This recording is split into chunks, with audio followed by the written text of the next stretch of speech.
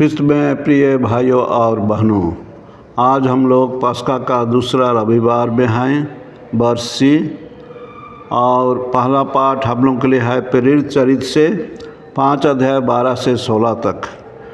दूसरा पाठ है प्रकाशन ग्रंथ से 1 अध्याय 9 से 13 और 17 से 19 तक।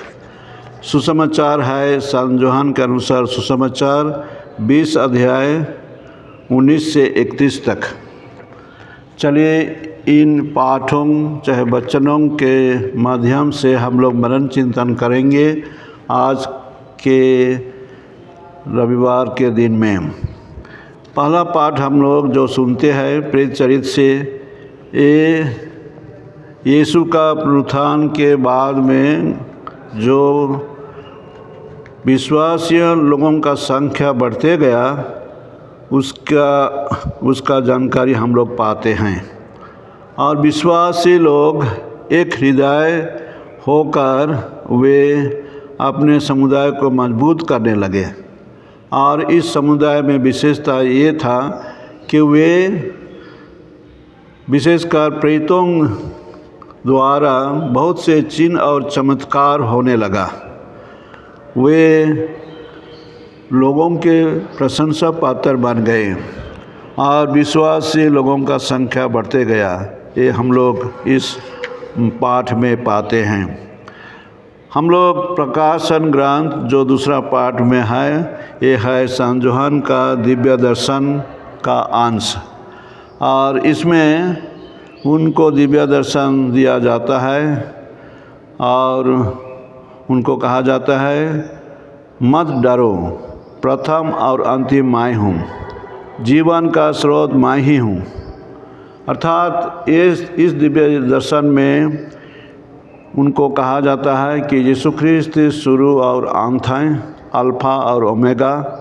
पस्का दिन में, पस्का मोमबत्ती में वही शब्द लेकर पुरोहित प्रार्थना किए और हम लोग को याद दिलाए कि हमारे ख्रिस्तीय विश्वास का शुरुआत यीशु ख्रिस्त से ही होते हैं, इसलिए उनको जीवन का स्रोत कहा गया है।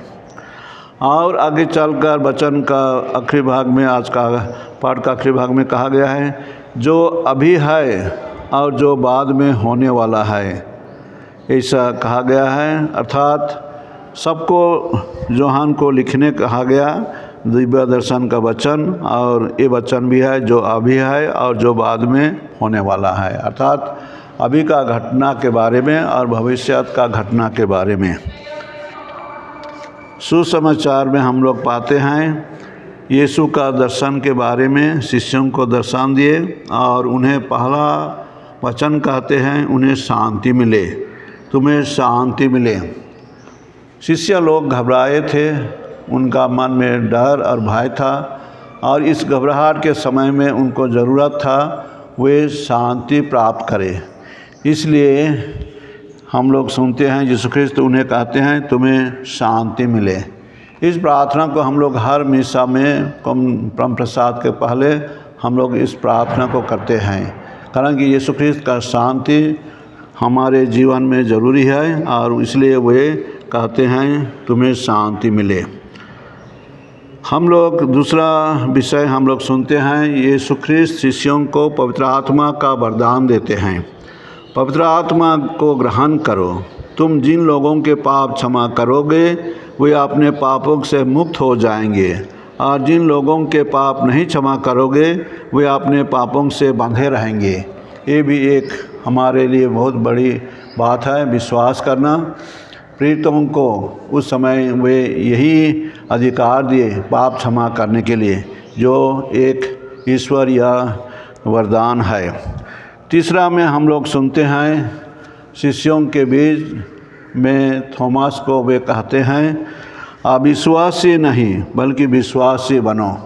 इस वचन के जरिए से यीशु ख्रिस्त न्योता देते हैं, निमंत्रण करते हैं विश्वासी बनने के लिए। थोमास शुरू में विश्वास नहीं किया, वो कहा कि जब तक मैं यीशु का घाव में चाहे उनका जो चिन्ह था उसमें हाथ नहीं डालेगा वो विश्वास नहीं करेगा। अर्थात वो देखने चाह रहा था, लेकिन यीशु ख्रिस्त कहते हैं उनको कि अविश्वासी नहीं बल्कि विश्वासी बनो, और धन्य है वे जो बिना देखे विश्वास करते हैं। इस वचन भी है। अभी का समय में हम लोग भी यीशु ख्रिस्त को घायल हुआ नहीं देखे हैं, चाहे पुनरुत्थित हुआ नहीं देखे हैं, लेकिन हम लोग सब विश्वास में इसको ग्रहण किए हैं। ये हमारे एक बड़ा विश्वास है। यीशु ख्रिस्त हमारे लिए मर गए, हमारे पापों को से हमको उद्धार किए, और इस मरण के माध्यम से वे पुनरुत्थित हुए और हमें एक नया जीवन जीने के लिए निमंत्रण करते हैं। प्रिय भाइयों और बहनों, ये थॉमस का अविश्वासी जीवन हम सबों के लिए भी एक नमूना है, एक उदाहरण है। हम लोग जीवन में कितना बार अविश्वासी हो जाते हैं।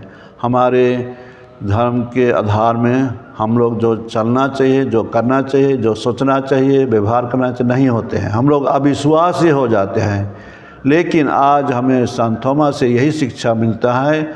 सब कुछ में, विशेषकर दुख तकलीफ़ के समय में, जब हमारे इच्छा के अनुसार काम नहीं होते हैं, हमें बहुत सारे बाधाएं आते हैं, मृत्यु, रोग की और झगड़ा झाटी की हमारे बीच में कहेंगे बहुत सारे इससे समस्या हो जाती है। हमें विश्वास करना मुश्किल हो जाता है। इसलिए ये वचन हम लोगों के लिए लागू होता है।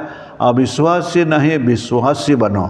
हम सबों को सभी समय यही वचन को मान में रखना चाहिए और उसी का धर्म में चिंता करना चाहिए।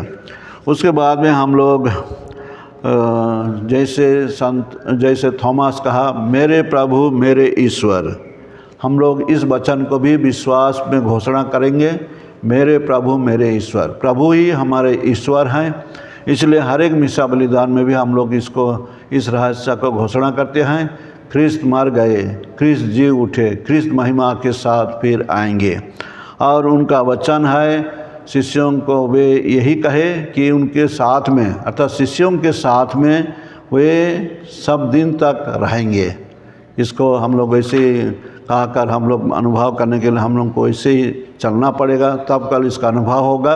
लेकिन ये सच है कि यीशु ख्रिस्त का हमारे साथ रहना ज़रूरी है, और इसी से हम लोग मजबूत होंगे व्यक्तिगत विश्वास का जीवन में, कलीसियाई जीवन में। ऐसे हम लोग ध्यान कर सकते हैं।